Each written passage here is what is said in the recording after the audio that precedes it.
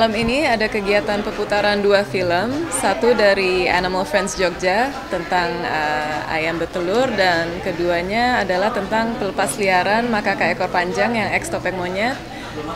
Itu yang dibuat filmnya oleh Tinton. Kak, sudah keluar dari dunia selebriti terjun di dunia aktivis hewan. Memang harus Sebetulnya saya nggak flip banget langsung seperti itu ya, karena saya berhenti di dunia entertainment tahun 2014 dan saya baru mulai menjadi relawan di Jakarta Animal Aid Network itu di tahun 2018. Jadi memang kesadaran dan kecintaan terhadap hewan sudah ada sejak saya kecil.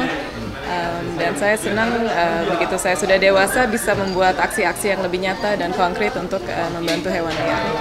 Punya pengalaman apa Kak bisa terjun jadi aktivis hewan? Bisa lihat hewan diapain? Ya, menjadi aktivis hewan itu pertamanya saya dikenalkan oleh Femke Den Haas adalah pendiri Jakarta Animal Aid Network.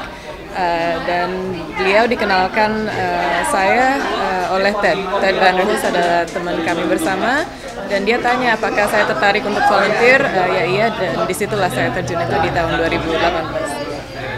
Kakak sendiri sebelumnya memang penyenang hewan atau gimana? Iya, memang dari dulu saya pecinta hewan.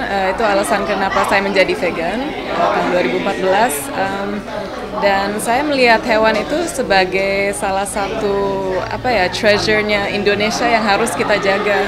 Orang-orang dari seluruh dunia datang ke Indonesia khusus untuk lihat, contoh di Papua ada burung kasuari, atau mereka ke Borneo khusus untuk lihat orangutan, dan itu di alam liar ya, mereka tidak datang untuk lihatnya di kebun binatang. Jadi saya rasa ini adalah treasure Indonesia yang menjadi bagian dari heritage-nya Indonesia yang harus kita jaga, jangan sampai itu hilang selamanya. Oke Kak, tadi kan bicara soal monyet, kata monyet ya. Apa sih yang bikin Manhara itu monyet itu tidak boleh menjadikan duit lah? Iya. Monyet. Apa sih? Ya, seperti yang saya bicara tadi, khususnya adalah makaka ekor panjang dan beruk. Dua itulah yang dieksploitasi sebagai topeng monyet dan sering kali dipakai, sayangnya, influencer dan beberapa artis sebagai bahan untuk konten. Dan itu banyak hal kenapa itu tidak layak ya. Satu hal, cara pengambilan monyet itu sendiri. Untuk mengambil satu bayi monyet, induknya itu harus dibunuh. Karena seperti manusia ya, kami sangat protektif terhadap anak. Jadi anaknya tidak mungkin segampang itu dirampas begitu saja. Jadi ibunya dibunuh terlebih dahulu, anaknya diambil lalu dijual belikan. Dan itu pun misalnya dipakai sebagai pet, itu tidak lama. Begitu mereka besar, sudah bertaring dan lain sebagainya, itu tidak bisa lagi dipegang-pegang dan lain sebagainya. Dan ujung-ujungnya mereka akan dirantai atau dikandang seumur hidup, atau dilepas kan begitu saja tanpa proses rehabilitasi yang tepat. Dan itu yang memunculkan konflik antar masyarakat biasanya. Sedikit Kak, banyak artis nih pada miara binatang, tapi tetap merawat. Kakak sendiri melihatnya gimana ya? Kita harus pelajari kata-kata merawat itu apa. Misalnya kita lihat artis ini dipakein pampers, dikasih sufor, dikasih makan makanan manusia. Itu bukan perawatan yang layak untuk spesies monyet. Itu adalah perawatan untuk manusia yang tidak bisa kami samakan, begitu. Dan perawatan itu cuman kita lihat lucu aja pada saat bayi. Sekali lagi, begitu mereka sudah besar, sudah bertaring, tidak akan bisa lagi dipegang gitu saja. Mereka akan berlawan. Dan saat itulah monyet itu seringkali antara dirantai atau dikandang seumur hidup begitu saja, ditelantarkan atau dilepas liarkan begitu saja tanpa proses-proses rehabilitasi yang tepat. Dan di situ yang memunculkan konflik masyarakat biasanya. Oke Kak, kan alasan tadi juga banyak mempertanyakan karena artis itu sudah punya hak milik dari sertifikat. Iya. Memang sudah pantaskah gitu untuk seorang artis bisa memegang sertifikat?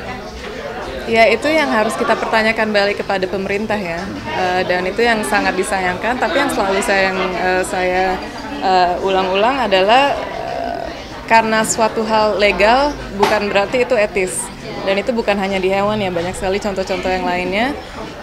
Dan hewan ini sendiri di IUCN itu adalah International Union for Conservation and Nature. itu makaka ekor panjang sudah dinyatakan hewan dilindungi. Nah, dengan status yang perubahan itu, mereka otomatis sudah ada beberapa undang-undang yang akan lebih protect mereka.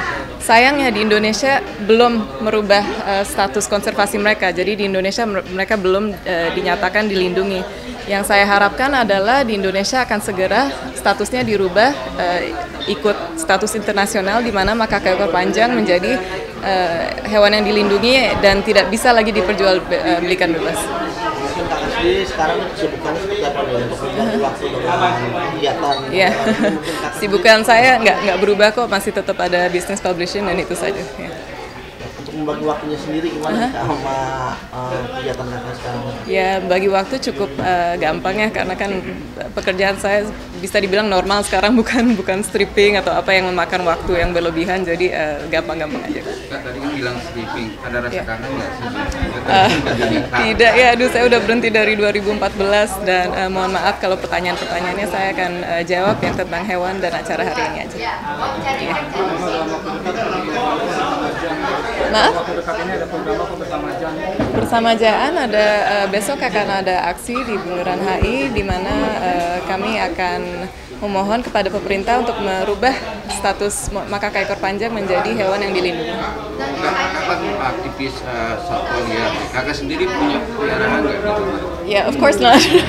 Kalau satwa liar tentu saja tidak, karena we're against that. Satwa liar? Enggak, selain satwa domestik ada anjing kucing.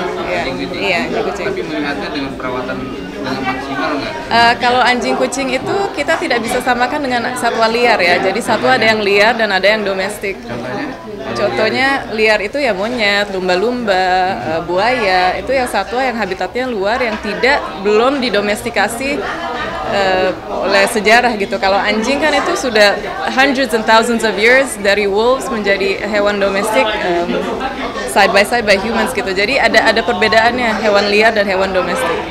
Oke, saran untuk orang-orang yang memelihara buah atau piaraan yang dilarang oleh pemerintah. Saran untuk masyarakat sendiri? Saran untuk masyarakat sendiri, saya rasa harus mengedukasikan diri, itu prosesnya gimana, dan mereka harus sadar itu harus komitmen yang besar ya.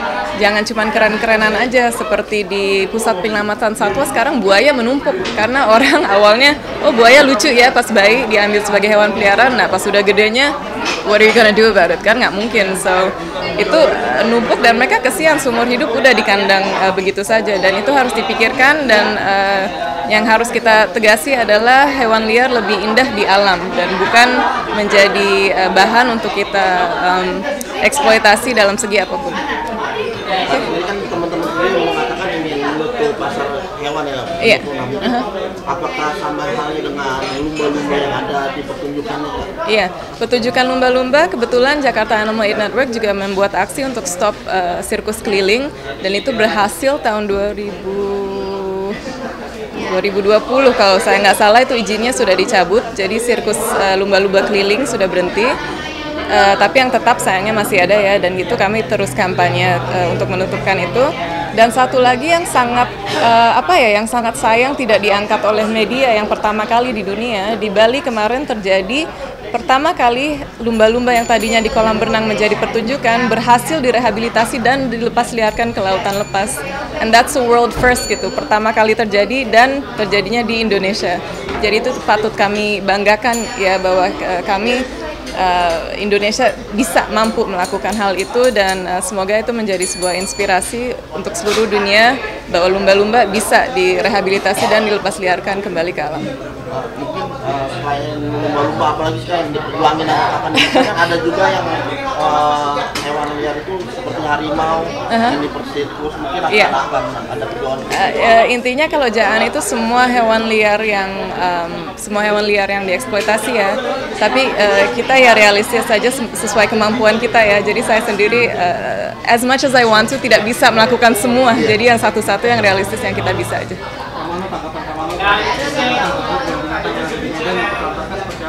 Kebun binatang menurut saya sendiri itu sebuah bisnis ya. Jadi apapun yang bisnis menghasilkan uang dari satwa itu adalah eksploitasi. So I'm against zoos in general.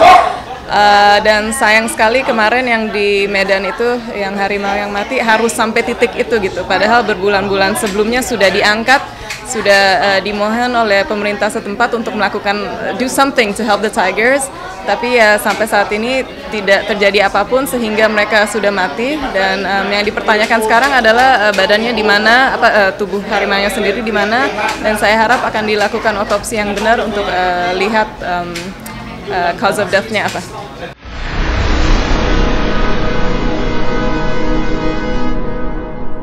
Jadi jangan lupa untuk subscribe Cumi Cumi. Ditekan ya tombol lonceng merahnya.